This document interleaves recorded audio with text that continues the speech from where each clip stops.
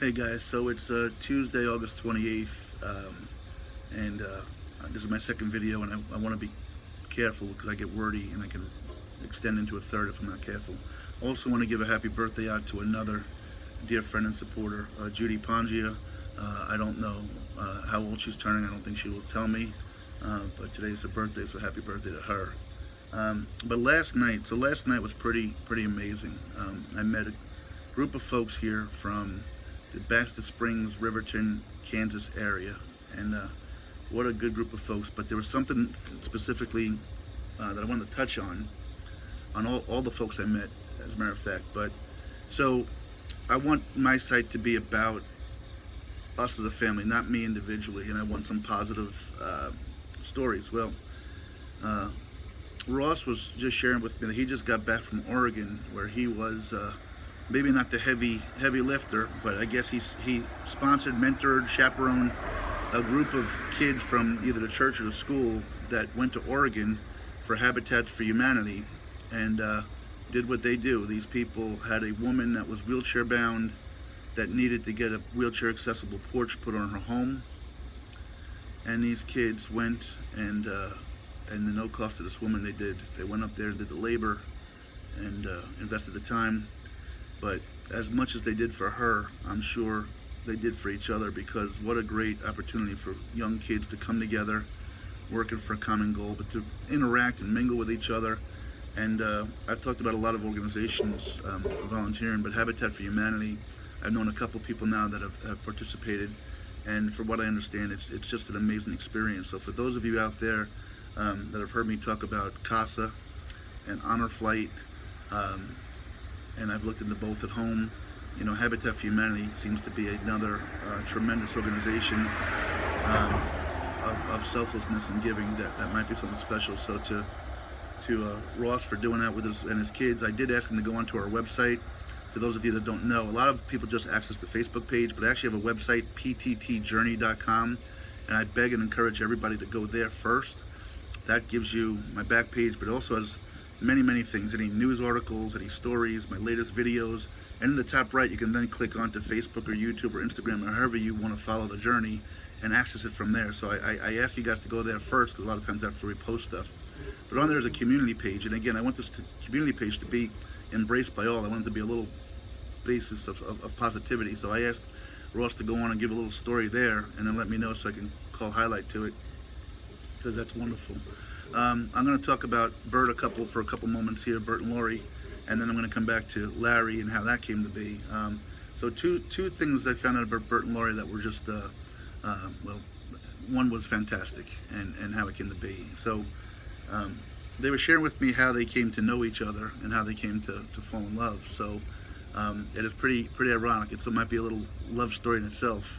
So Bert lived down in New Mexico and went to junior college and was an athlete. He was a pole vaulter, and he was looking for, after going to his junior college, move on to a college that would do two things. One, offer him the ability to run track and do his event, and two, have a background in what he was looking to go to school for. And as he searched the country, the only school he found that seemed to fit the bill was Pittsburg State in Kansas.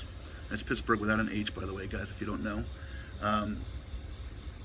So he was, and I'm going to muddle the story a little bit, but the meat and potatoes of it, I might not know the gravy, but the meat and potatoes I've got down.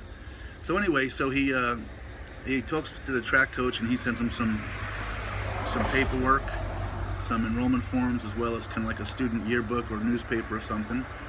And he's talking to his mom one day about going up there, and he's like, "Look, Mom, I'm just going to get on my bike, my motorcycle, and get up there, and you know, I'm just going to go to school, run track, and I'm going to meet a pretty young girl, fall in love, and get married, and that'll be the end of it."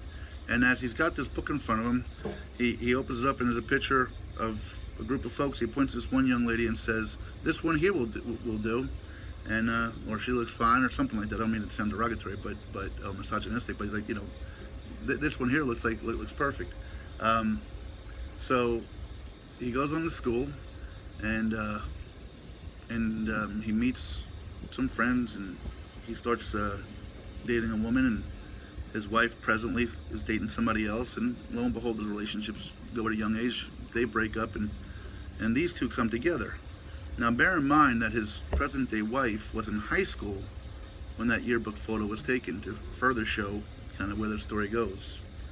But you know what? She was visiting her sister on campus, and I don't know if they were at a game or some event, and the picture was taken. So after that semester where they started to basically say they were going to start dating, he's packing up for Thanksgiving to go home for Thanksgiving break, and she's in the room with him, and he's packing up to say goodbye, and he throws this, let's just say, yearbook on the bed. And she says, you know, I'm in that yearbook.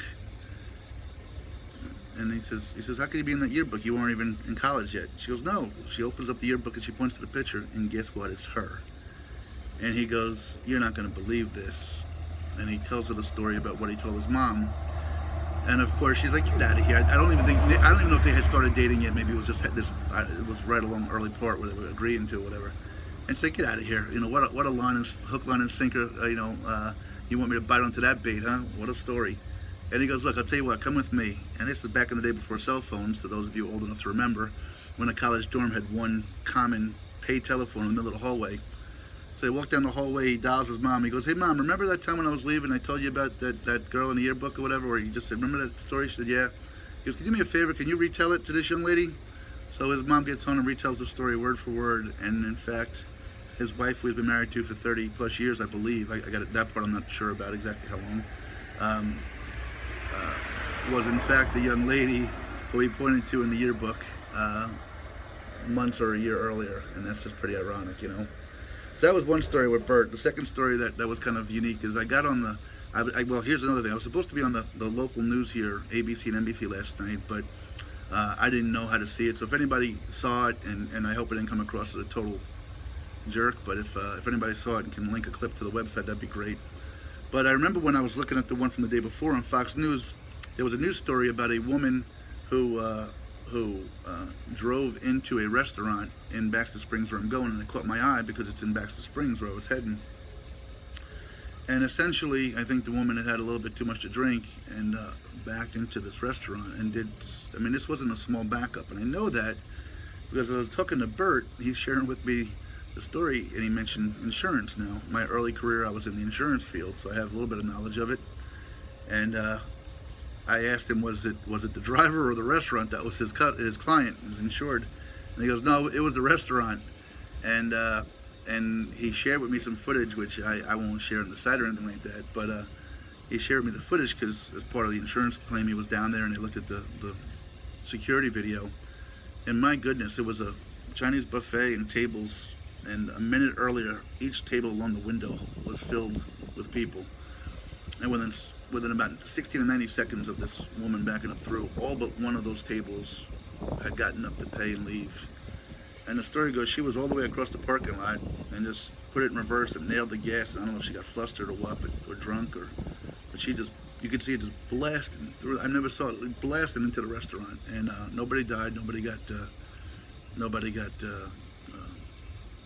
severely hurt, and a lot of people got shaken up, and the restaurant was out of commission. But then, you know, to show you how people are, Bert was sharing a story that the town folk and some of the contractors in town had this place back up and almost ready to go, with the exception of the glass, just plywood up, by the next morning. And they couldn't be open for business yet, but they had to come in and get floors done and other things done. But if you think about this thing happening on Sunday or Monday, I guess, Saturday or Sunday, maybe Saturday, and this place being open for business by Wednesday, that's pretty phenomenal when you think about that.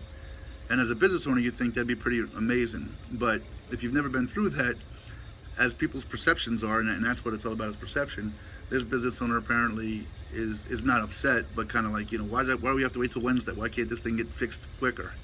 And if you know anything about construction and insurance agencies, or not agencies, but claims departments and things like that, to think that this thing will be up and running in 3 or 4 days is monumental, and yet still is met with like, why is it taking so long? So there was something cute about that.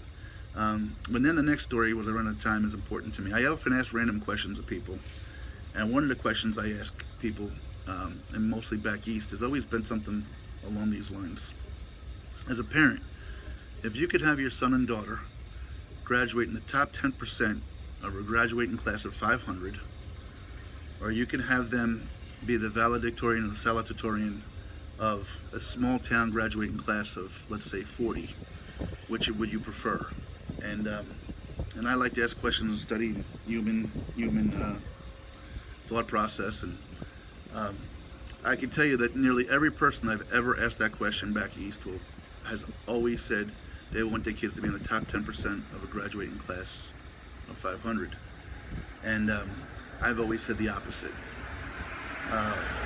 And their rationale was always that that school probably has much more inroads to bigger colleges, much more technology, much better teaching, much better tools available to the students, so that when they can carry forth with their future, they can do so having the best education possible.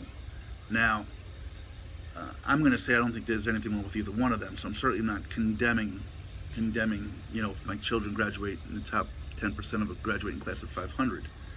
However, I have always said that I would like my kid to be the top dog at a small school. And my reason for that has been, I think that success and expectation is something that's learned. I could tell you stories about how I slipped through the cracks, and I shared it with the folks last night, as just a number in a school. But when you are the top person in that small town, and not top person, but top student, along with that comes confidence, along with that comes leadership, along with that comes expectation. And I always have this impression when you kind of see these small towns on TV and movies, it's always that one family that owns the auto parts store, the hardware store, things like that, and that's success. I also like the small town flavor myself. Well, I asked that question last night, and there were 3 families there, and it was Larry and Ross, and of course Bert and Lori.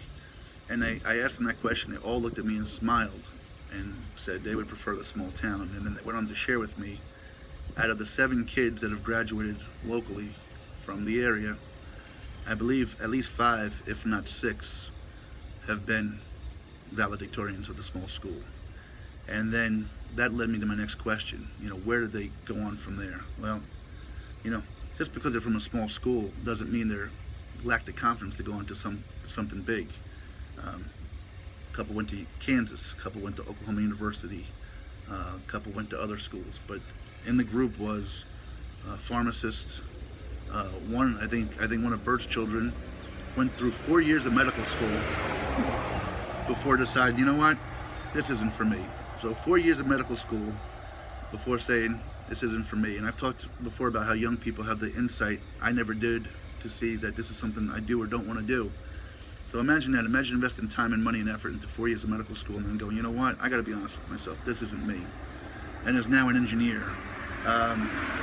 And so, Larry, and I'm getting confused as to who did what, but just think about that for a minute. So, small town USA here, Baxter Springs, Kansas, these 3 families, 7 children, and the one that wasn't the valedictorian, I think, was so close. And every one of them, doctors, attorneys, something down in the medical end of things at one of the big university hospitals, pharmacist, engineer. I mean, it was just phenomenal to hear.